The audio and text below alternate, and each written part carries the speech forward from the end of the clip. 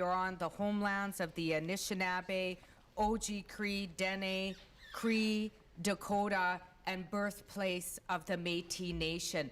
Before we begin, I'd like to invite to open us up Grandma Shingoose, Jerry Shingoose, a very loved and well-respected elder from Treaty 1 territory.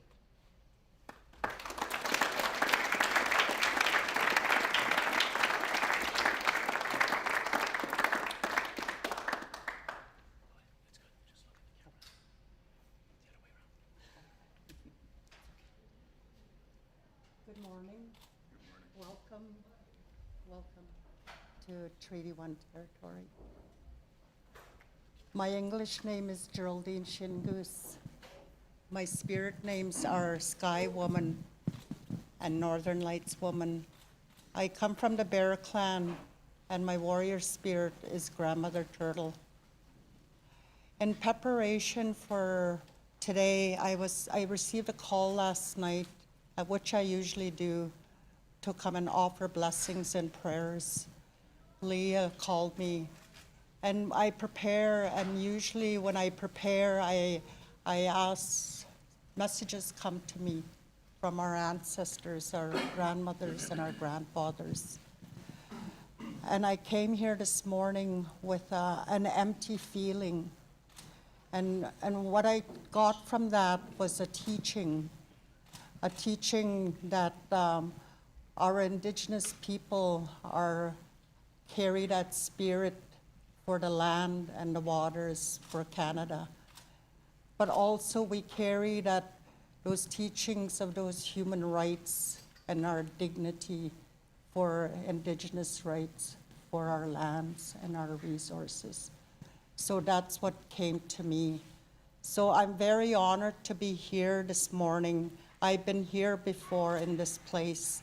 I'm a 9-year residential school survivor, and I came here to teach the students about my 9-year experience.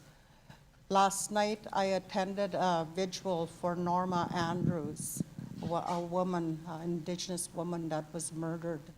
And the community, the Indigenous community came together and said prayers and offered comfort to the family. Each day, our women are going missing and murdered, and I want to offer prayers today for that. So, abojo kichmanto kijakashkoya danishnakas, wayta kway makwanodam. I come to you today in prayer today, Creator, grandfathers, grandmothers, our ancestors.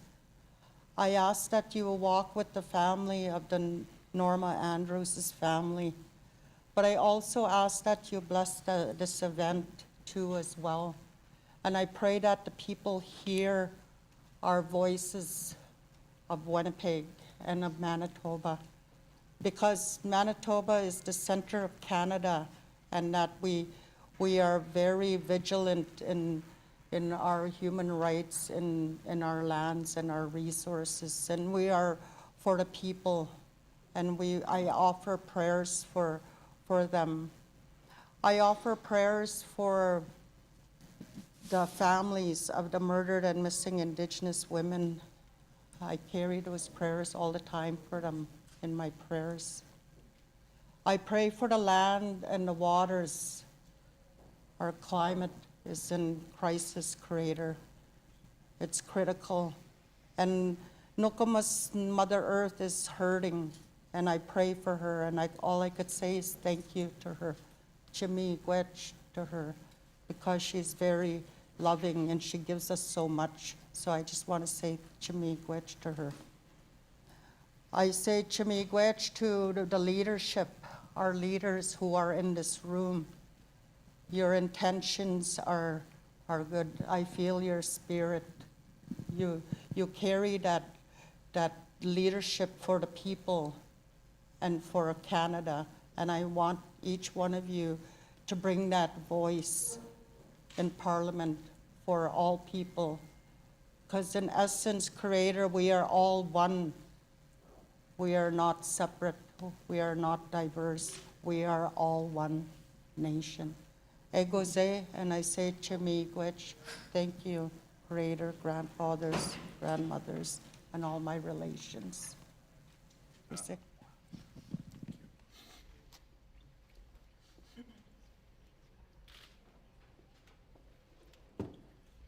Good morning, everybody. I'm so excited to be here today. I'm Leah Gazan, and I am the very proud NDP candidate for Winnipeg Centre.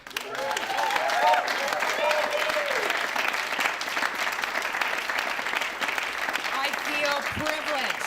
I feel really privileged and excited today to welcome our leader, Jagmeet Singh.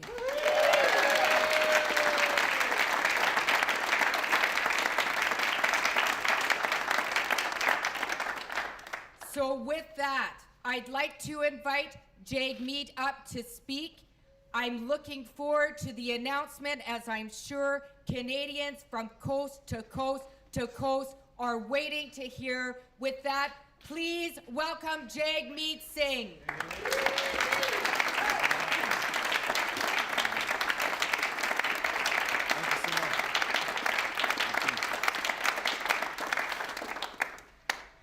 Thank you so much. Merci infiniment d'être ici.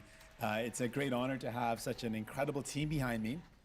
I want to say, Leah, thank you for your powerful words and for your great work here in Winnipeg Centre. I know that these great candidates behind me are powerful voices for the community, so I want them and Leah to join Daniel and I in caucus very shortly.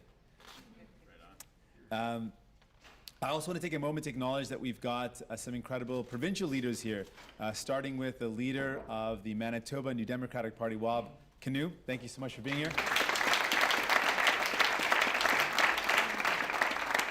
And I know some of your MLA team is here as well, so let's give them some love. I really appreciate it.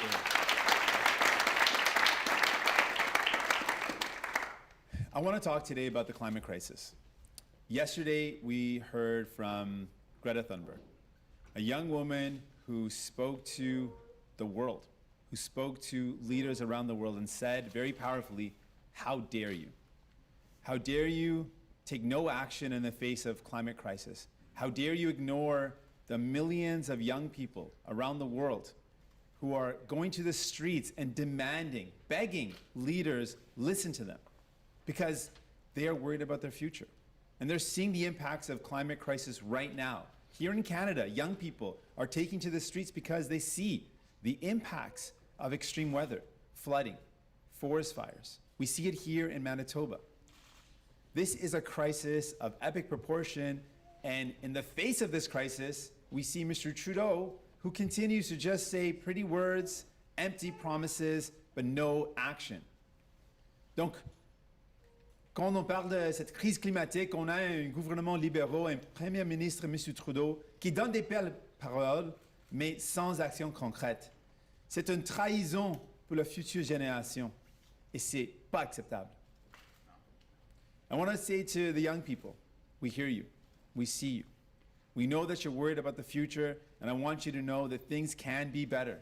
If we make better choices, if we make better decisions, if we have better priorities, we will result in taking charge of this crisis and doing things right, moving in a positive direction.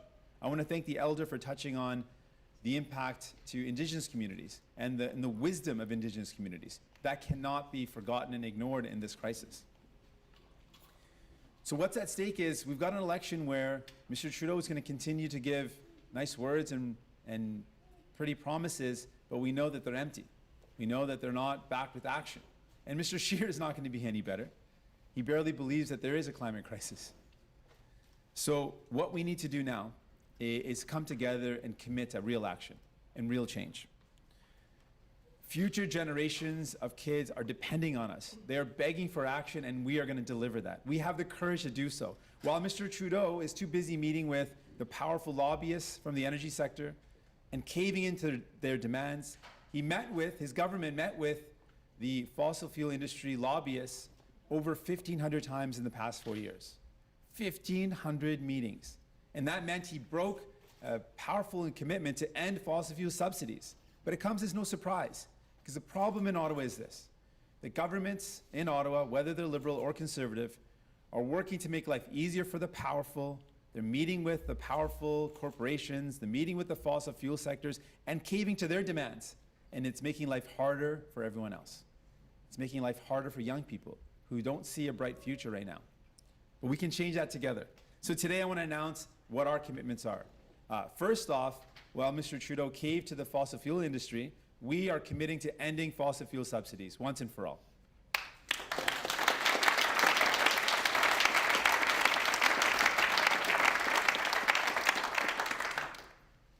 He bought a pipeline for $4.5 billion. What a betrayal of our future. Instead, what we would do is invest in the future. And these are our three commitments today that I want to highlight. First off, we want to electrify all public transit by 2030. This is a massive investment in public transit, and we know that transportation is one of the leading sources of greenhouse gas emission. This is an investment in our future. By electrifying transportation, we create jobs. Here in Winnipeg, with New Flyer, one of the leading companies building electric buses, this will create jobs in communities, this will create opportunities, and this will also fight the climate crisis. Secondly, we want to establish a climate bank. This climate bank would create a bold initiative to support businesses that are fighting the climate crisis, but also create funds so that we can connect an energy corridor east-west that is based on electric and clean energy. That's connecting Manitoba's source of energy with those provinces that need it. That's a way to connect the clean energy across this country, whether we're talking about hydro energy in Quebec or here in Manitoba, with those jurisdictions that don't have it. This is a bold way forward for us to electrify our country and to get off our reliance on burning carbon. This is a commitment that we make. And finally, today I want to talk about our commitment to including Indigenous voices and representation in being a part of the solution. While Indigenous communities face the hardship of climate change on the ground, on the front lines, their voices are completely ignored. So what we're committing to today is that we would, as a new democratic government, ensure that Indigenous communities have a seat at the table as equal partners in the fight against the climate crisis.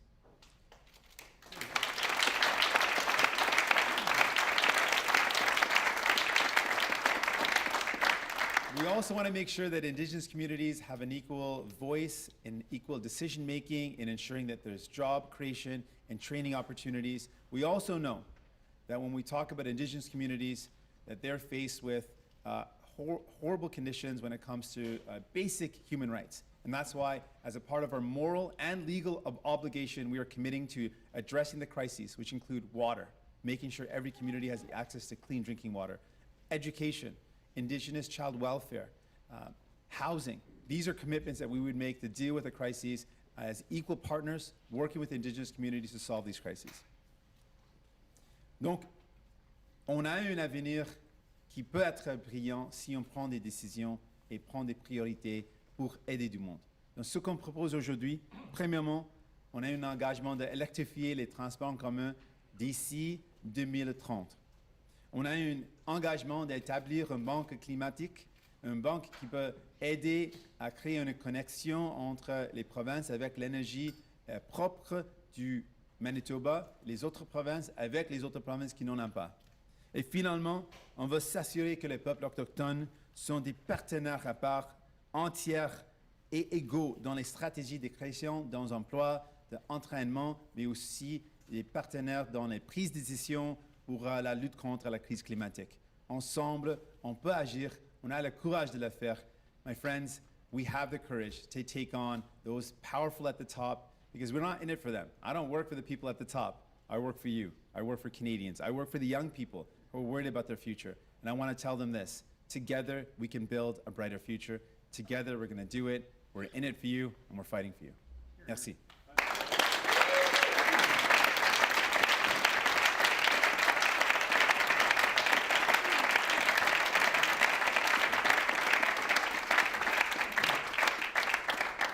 Thank you. We're going to take some questions from the media now. Mr. Singh, do you have talk about the... Good morning, Ashley Burkett, CBC News. The Liberals this morning are promising to push Canada to net zero emissions by 2050. Does the NDP plan to get Canada to net zero emissions, and when? Let's be really clear. Mr. Trudeau and the Liberals are going to promise a lot of things now. They're in the election campaign. But we can just look back to 2015. They made a lot of commitments then, and they failed. They failed a future generation of young people who are demanding action. They failed young people who are taking to the streets. They failed people who are saying, please do something about climate crisis because we're afraid of the future. And no one believes that Mr. Trudeau is going to actually follow through on those commitments. We believe that we have to take action now. We are committed to moving away from fossil fuels. We know the future for our country and for the world is a future where we are not burning any carbon for fuel. And that's our commitment. And today we're talking about 3 specific commitments: to electrify transportation, ending fossil fuel subsidies, ensuring that Indigenous communities are equal partners in decision-making on the front lines, and making sure we have a climate bank in place that increases investments in reducing our emissions, connecting energy that's clean across Canada. These are our commitments today. We know we can achieve them. We know we can reduce emissions in a way that creates a bright future for young people. What's your target when it comes to reducing emissions? Well, we want to stay in line with the IPCC's report and what Greta Thunberg was really highlighting. We have to keep global warming to no more than 1.5 degrees. And that means a significant and massive reduction in our emissions, and we're prepared to do that. Oui, donc notre cible, c'est exactement ce que tous les scientifiques des Nations Unies ont dit, c'est de s'assurer qu'on n'augmente pas la température de la planète plus de 1,5 degré. Donc ça, c'est la cible. Donc on va faire tout ce qu'on peut pour atteindre cette cible. Ça veut dire une grande diminution des émissions de gaz à effet de serre.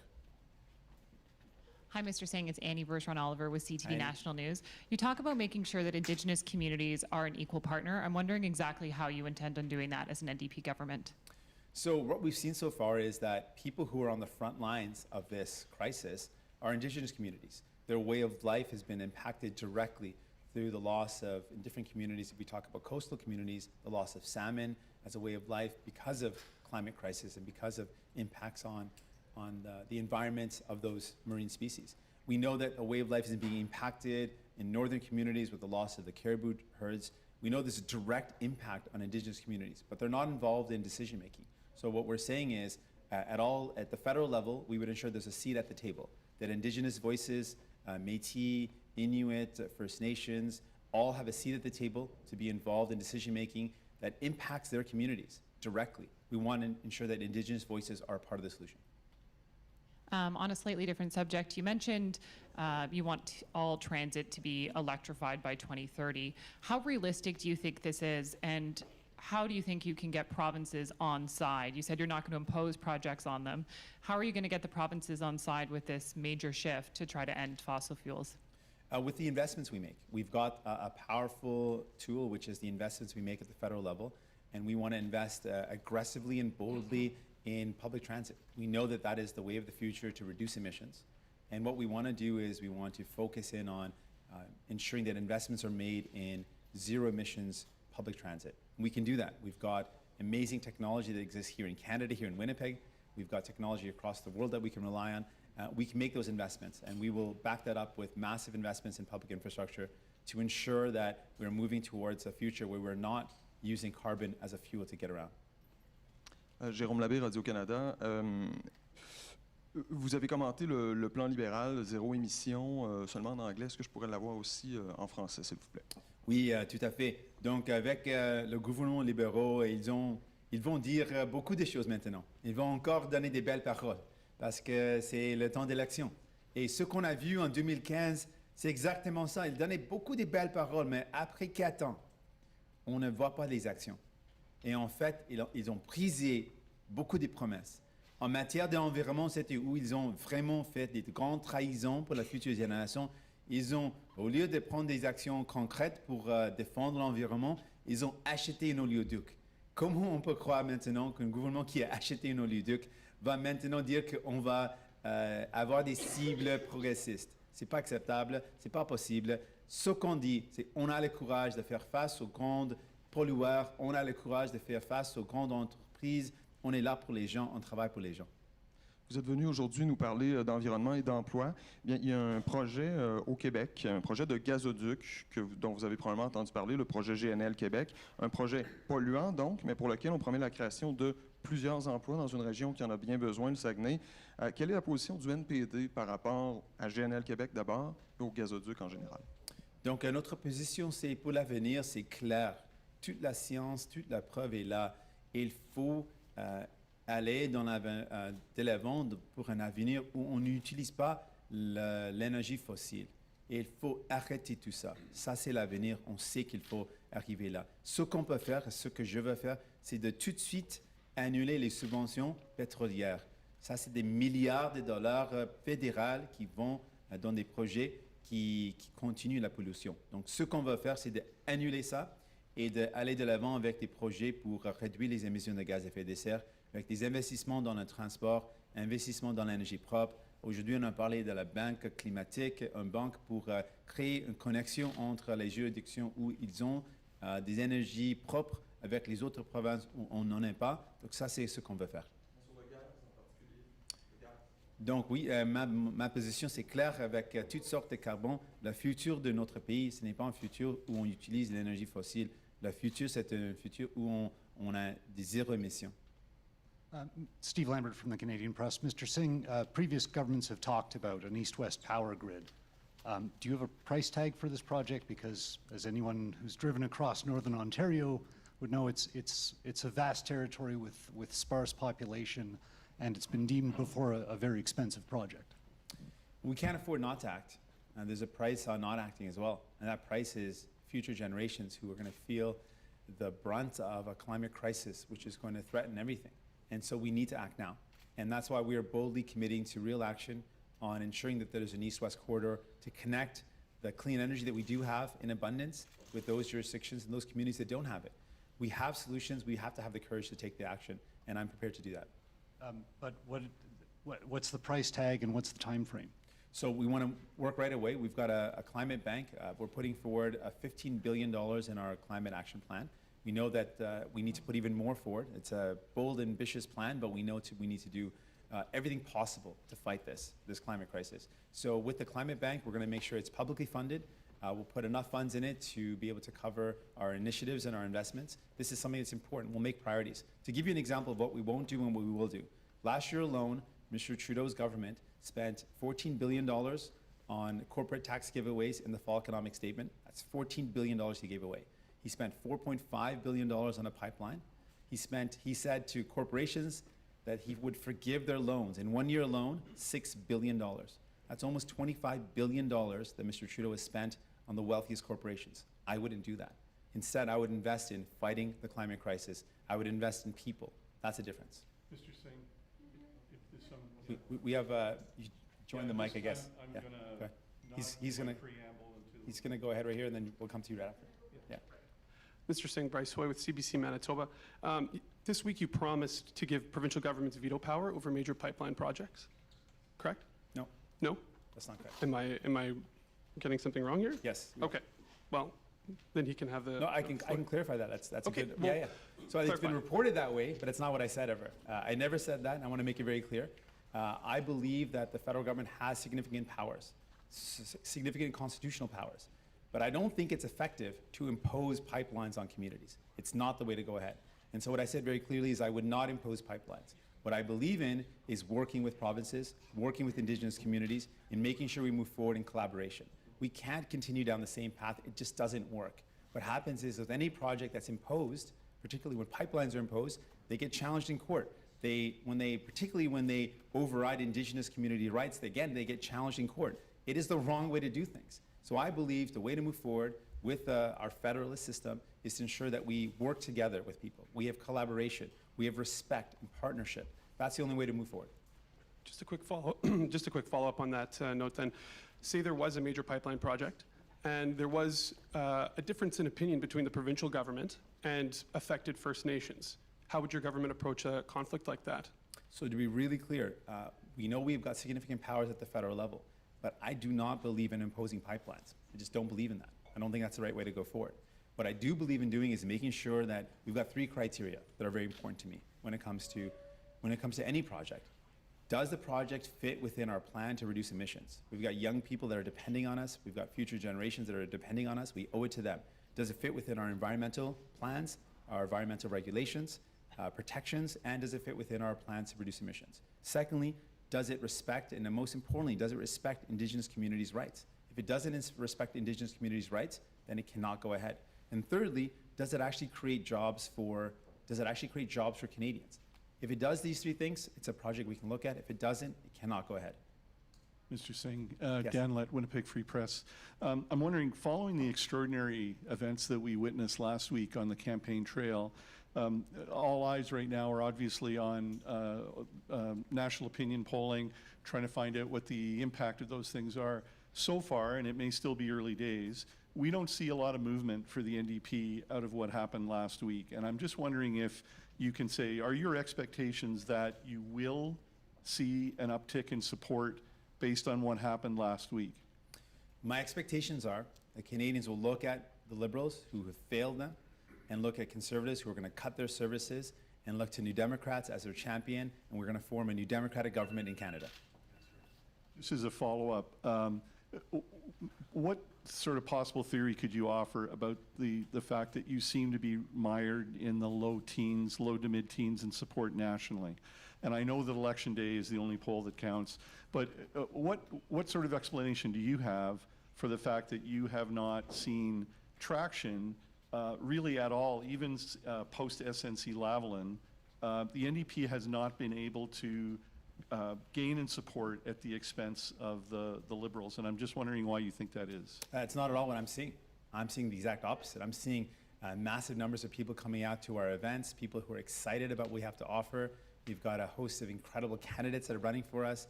We've had massive town halls where people are saying, you know what, we see in you people that reflect what we're going through. People are telling us more and more, we are feeling that the economy is rigged, that it's not working for us. People are telling me that they do feel like they're being ignored by Liberals and by Conservatives. People are telling me that they feel like they're being taken for advantage, taken for granted, that people just assume that, okay, Liberals will get in and then eventually Conservatives will get in.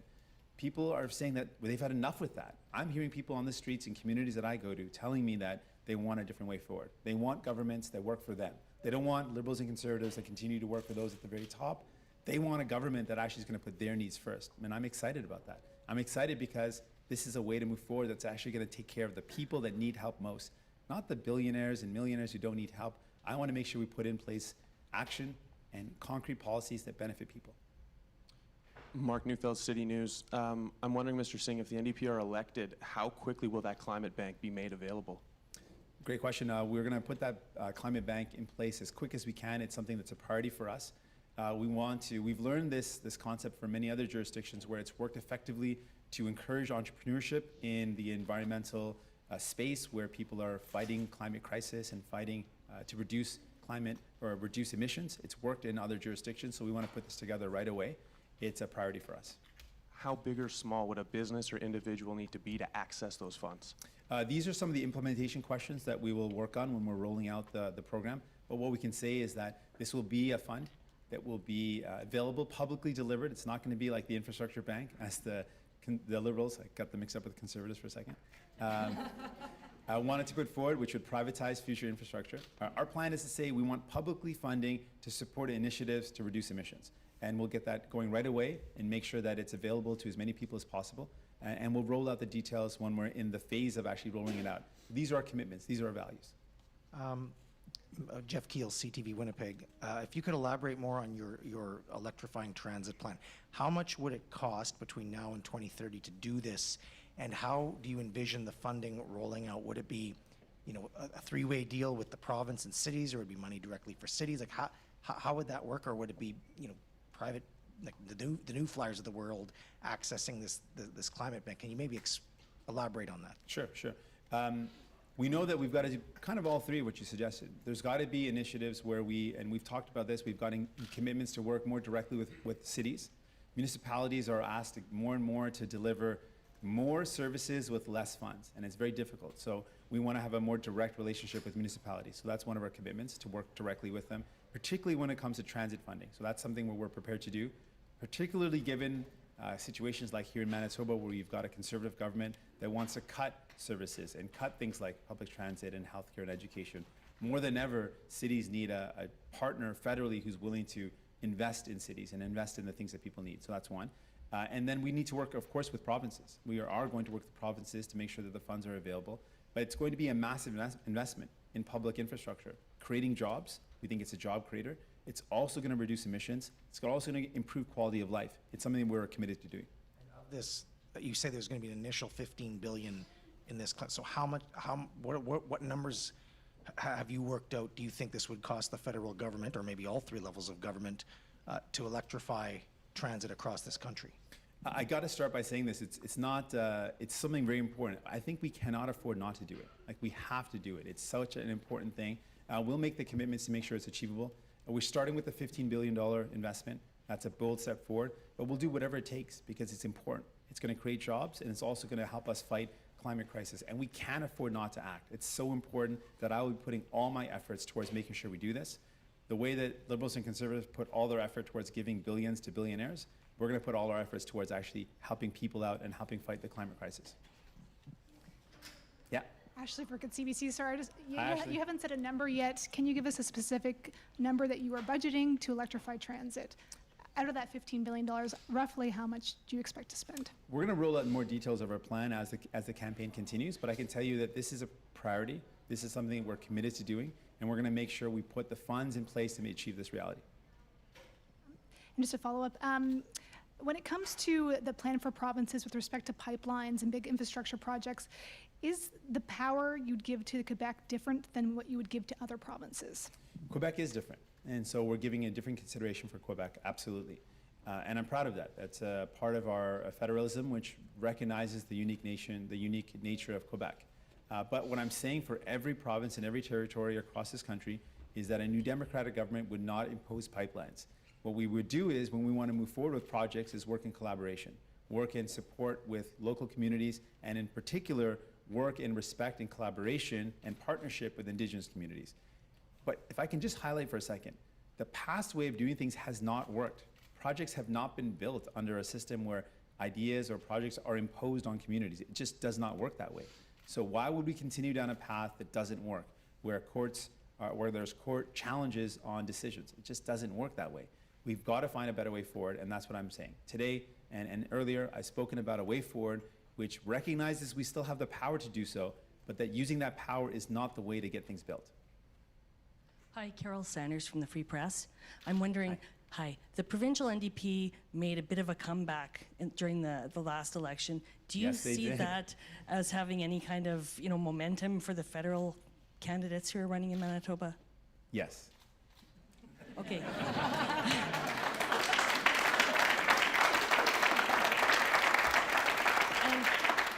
I had a follow-up, but it's kind of for Leah about how would she do things differently in Winnipeg Centre? Like, why would she be a better candidate than Robert Falcon-Millette for this riding? What could you do specifically? Sure. Come on. I'm knocking on thousands of doors throughout this riding. I'm going to places where there's 20 people living in a house. I'm meeting seniors that cannot afford to live on their own. This is appalling, considering that this current federal government is spending billions of dollars, as our leader Jagmeet Singh has indicated, $25 billion bailing out big corporations. That money needs to be invested in the climate crisis and also the good people of Winnipeg Centre, the third poorest riding in the country. We are offering a plan for people, particularly in the riding of Winnipeg Centre. It is critical. It is a critical time. I'm the former president of the Social Planning Council of Winnipeg. Over the past 4 years, things are getting worse. As a person who lives in the riding, as a person who is living by neighbors who don't even have to have enough money to pay rent, who are choosing between prescriptions that they must take for life-saving measures and food, we must change this immediately. Well said, well said.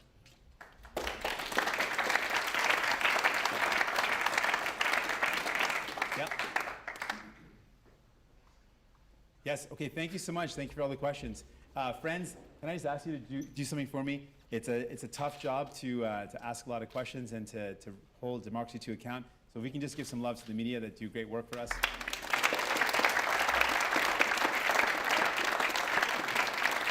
Thank you all. Thank you very much. Thank you. Merci beaucoup.